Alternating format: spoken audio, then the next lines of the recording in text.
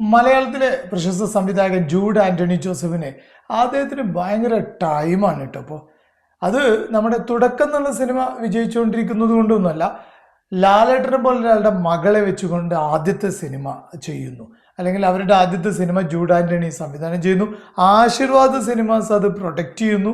അത്തരത്തിലുള്ള വലിയൊരു തുടക്കം ലഭിച്ച് ഇത് വലിയൊരു കാര്യമാണ്. അതിനോടൊപ്പം ഇന്ന് വന്ന പുതിയൊരു അപ്ഡേറ്റാണ് പറയാൻ പോകുന്നത്.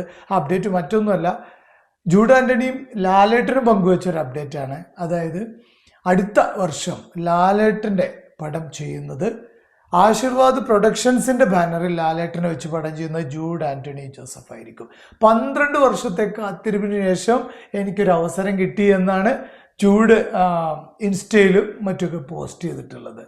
ശരിയാണ്, ലാലേട്ടനെ വെച്ചൊരു സിനിമ ചെയ്യുക എന്നുള്ളത് മിക്കവാറും എല്ലാ സംവിധായകരുടെയും ഒരു വലിയ ആഗ്രഹമായിരിക്കും. അപ്പോൾ അത് ജൂഡിനെ പോലെ ആൾ 12 വർഷം കാത്തിരുന്നിട്ടാണ് ഇങ്ങനെ ഒരു അവസരം ലഭിക്കുന്നത്.